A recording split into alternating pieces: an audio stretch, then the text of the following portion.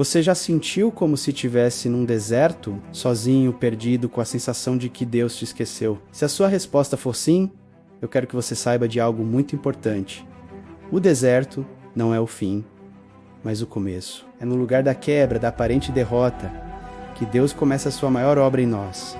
Muitos de nós fugimos do quebrantamento. Associamos essa palavra à dor, à perda, ao fracasso, mas na linguagem de Deus, quebrantamento significa preparação. É o processo de nos esvaziar de nós mesmos para que Ele possa nos encher por completo.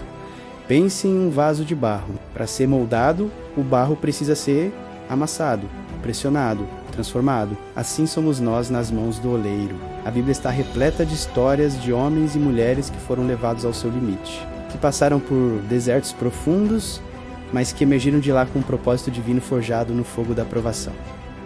Vamos olhar para alguns deles. Comecemos com Moisés. Ele foi criado como um príncipe no Egito, tinha tudo, educação, status, poder, mas seu coração ardia pelo seu povo. Um dia, em um impulso, ele tentou fazer justiça com as próprias mãos e acabou se tornando um fugitivo. De príncipe a pastor de ovelhas, no deserto de Midian, 40 anos. Imagine a sensação de fracasso. Todos os seus sonhos pareciam ter morrido na areia, mas foi exatamente nesse deserto, no lugar do seu quebrantamento, que Deus apareceu para ele numa sarça ardente.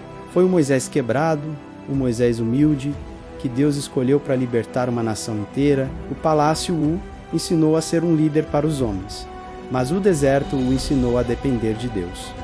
E José, o filho amado, com sua túnica colorida e seus sonhos grandiosos. De repente, sua vida vira de cabeça para baixo. Traído pelos próprios irmãos, vendido como escravo, jogado numa cova e depois numa prisão no Egito, por um crime que não cometeu. Onde estava Deus em tudo isso? Cada passo parecia levá-lo para mais longe dos seus sonhos. Mas cada aprovação estava, na verdade, moldando seu caráter. Na prisão ele aprendeu a administrar, a liderar, a interpretar sonhos, não com arrogância, mas com a sabedoria que vem do alto. O quebrantamento de José o preparou para governar o Egito e salvar não apenas sua família, mas todo mundo conhecido da fome. O sofrimento dele teve um propósito redentor gigantesco. Vamos falar de Davi, ungido rei, ainda menino, mas que precisou fugir e se esconder em cavernas por anos, sendo caçado como um animal pelo rei Saul. Ele era o escolhido de Deus, mas sua realidade era de medo, solidão e perseguição.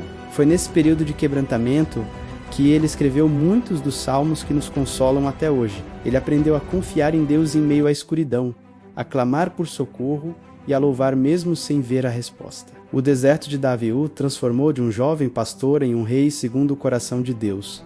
Um homem que entendia de guerra, de estratégia, mas, acima de tudo, de dependência. Elias, o profeta poderoso que desafiou 450 profetas de Baal e viu fogo descer do céu. Logo depois dessa vitória espetacular, ele foge de uma ameaça de Jezabel e se esconde debaixo de uma árvore, pedindo a morte. O maior dos profetas, completamente quebrado e deprimido. Mas é ali, no seu momento de maior fraqueza, que Deus envia um anjo para alimentá-lo e o leva para o encontro pessoal no Monte Horebe.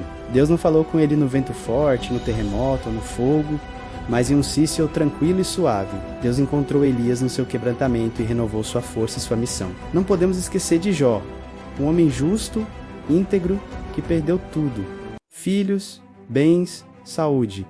Seus amigos, em vez de consolar, o acusaram. Jó questionou, gritou, sofreu, mas nunca amaldiçoou a Deus. Seu quebrantamento foi extremo, quase insuportável. No final, depois de todo o sofrimento, Jó diz algo profundo.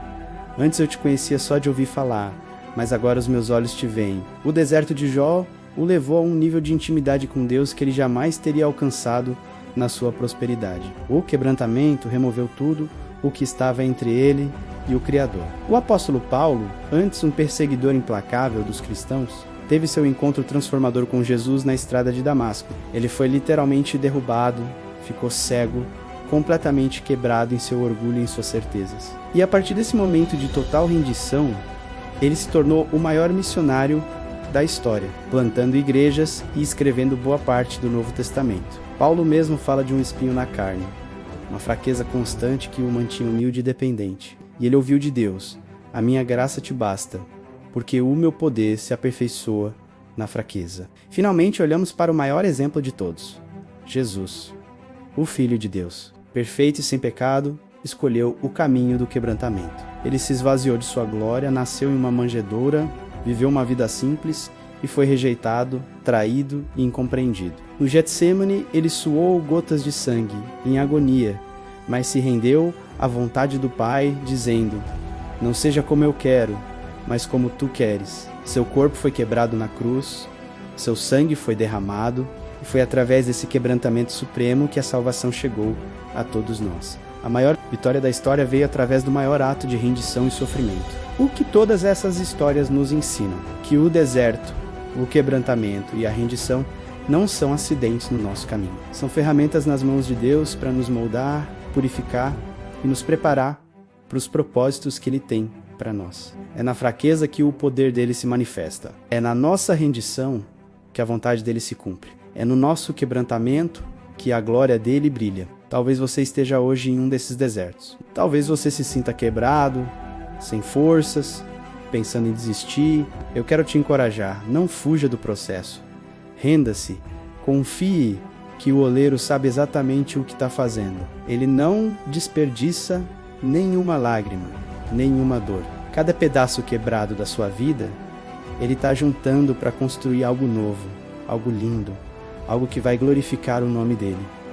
Seu deserto tem um propósito, sua dor tem uma data de validade. E do outro lado do quebrantamento, existe um propósito maior e uma intimidade mais profunda com Deus esperando por você. O mesmo Deus que esteve com Moisés, José, Davi e tantos outros, está com você agora, sussurrando ao seu coração: confie em mim, o meu poder se aperfeiçoa na sua fraqueza. Abrace o processo e veja a obra maravilhosa que Ele fará através da sua vida rendida.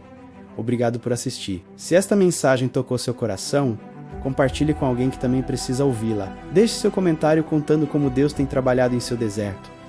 Inscreva-se no canal para mais conteúdos como este. Que a paz de Deus te encontre onde você estiver. Até a próxima.